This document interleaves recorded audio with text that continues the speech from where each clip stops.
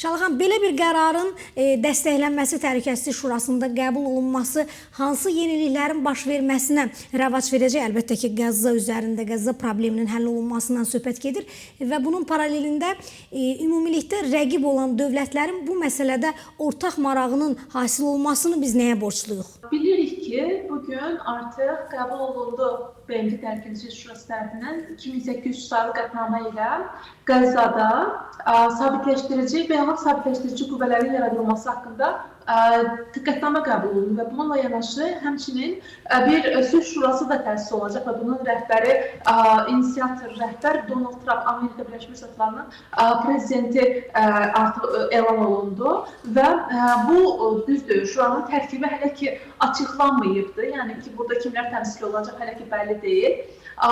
Bununla yanaşı müvafiq şurada Qəzzada sülhün əldə olunmasında, ümumilikdə bu planın ərsəyə gəlməsində, qlobal müstəvidə həyata keçirilməsinə inisiator olan bir sıra dövlətlər vardır ki, onların da başında Türkiyə gəlirdi. Və biz bu Türkiyənin, Misirin, eyni zamanda digər maraqlı tərəflərin burada iştirak edəcəyini təxmin edə bilərik. Hələ ki tərkib artıq qeyd etdiyim kimi elan olunmuyubdur.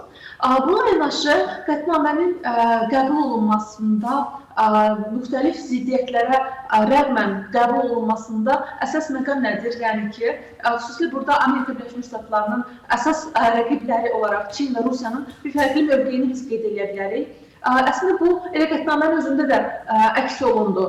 Yəni qətnamənin BMT Təhlükəsizlik Şurasının 13 üzvünün əleyhinə qərarı ilə qəbul edildi. Çin və Rusiya, yəni digər iki üzv buna tərəfsiz qaldılar, düzdür, qarşı çıxmadılar, səs vermədilər, veto etmədilər. Amma bununla yanaşı tərəfsiz qaldılar. Hətta Rusiyadan bu tərəfsizliklə bağlı bir açıqlama da gəldi, bu qəribə bir açıqlama idi. Burada qeyd olunurdu ki, yaradılacaq sabitləşdirici qüvvələr əslində orada İsraillə əməkdaşlıq etməklə bir tərəfli maraqlara xidmət edəcəklər.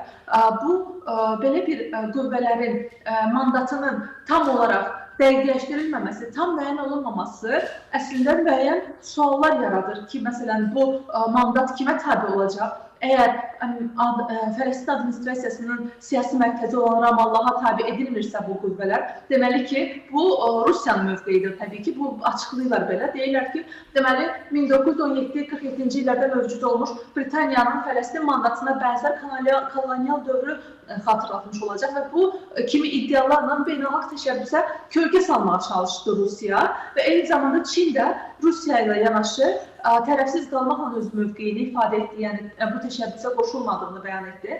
Lakin bu müəyyən qədər qərəzli də sayıla bilər, çünki artıq qətnamədə, qəbul olunan qətnamədə müvafiq maddələr var.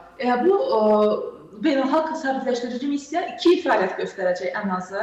Yəni mandat ləğv olunmayana qədər, ləğv olunmasa davam etdirilərsə, ən azı 2 il fəaliyyət göstərəcək. 2027-ci ilin dekabrın 31-nə kimi qüvvədə qalacaq onların fəaliyyət mandatları və eyni zamanda düzdür, Misir və İsraillə əməkdaşlığı burada müəyyən olunub, lakin eyni zamanda biz bu mandatın yaradılmamışdan əvvəl Həmasın verdiyi açıqlamalara baxmalıyıq. Həmas demişdi ki, əgər BMT mandatı altında sülh məramlar yerləşdirilərsə, onlar silahları təhvil verəcəklər. İsrail isə demişdi ki, sülh məramlar yerləşdiriləndən sonra, beynəlxalq mandat əsasında sülh məramlar yerləşdiriləndən sonra öz hərbi qüvvələrini müəyyən təmas xəttinin müəyyən razılaşdırılmış nöqtəsində geri çəkəcəklər. Yəni ortalıqdan qarşı duran tərəflərin müəyyən geriləməsi biz müşahidə olunur və bu ortalıq aralıq mövqeyə sülh məramlar yerləşdiriləcək və onlar bu barışın təmin olunmasına xidmət edəcəklər. Həmasın silahlıları öz silahlarını təhvil verdiklərdən sonra onların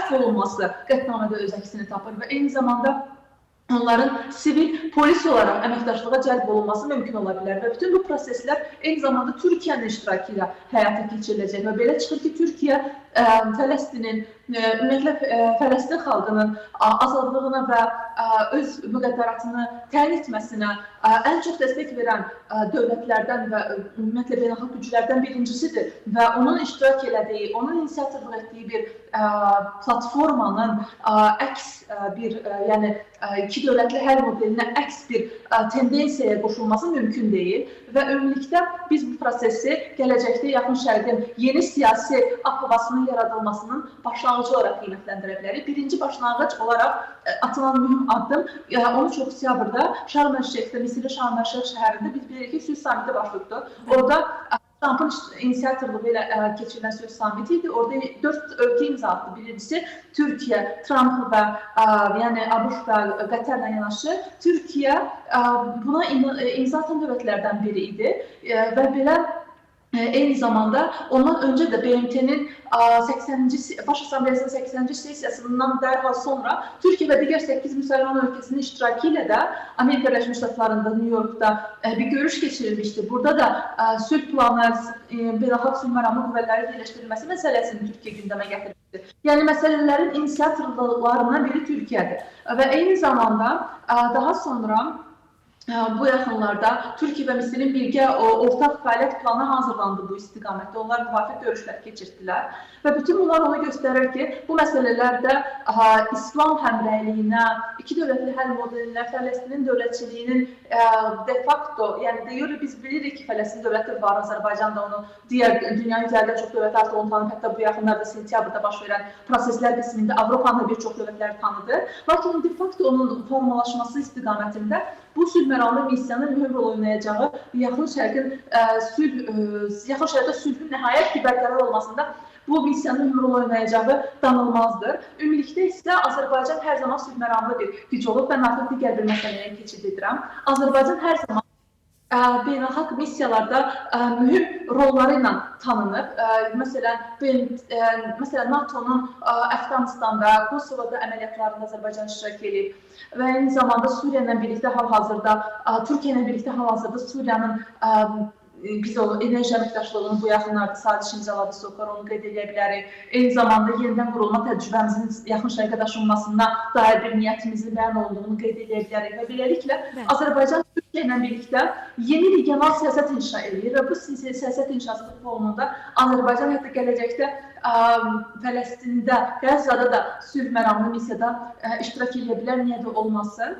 Və bu çərçivədə onu da qeyd edeyim ki, Cənab Prezident Şarm el-Şeyx görüşünə dəvət olunan 29 dövlət başçısından biri idi və bu Azərbaycana verilən çox mühüm göstəricidir. Eyni zamanda Azərbaycanın yeni Yaxın Şərq missiyasına Fələstin sülh məramlı missiyasının da əlavə olunması ilə müşayiət oluna bilər.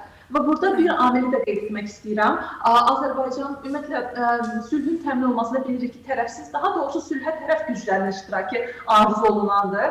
Azərbaycan isə həm sülh məramlı mövqeyi ilə, həm İslam, müsəlman dünyasına mənəvi yaxınlığı ilə, eyni zamanda Amerika Birləşmiş Ştatları ilə və İsrail ilə praqmatik əməkdaşlığı çərçivəsində bu missiyanın ən layiqli daşıyıcılarından olacaq.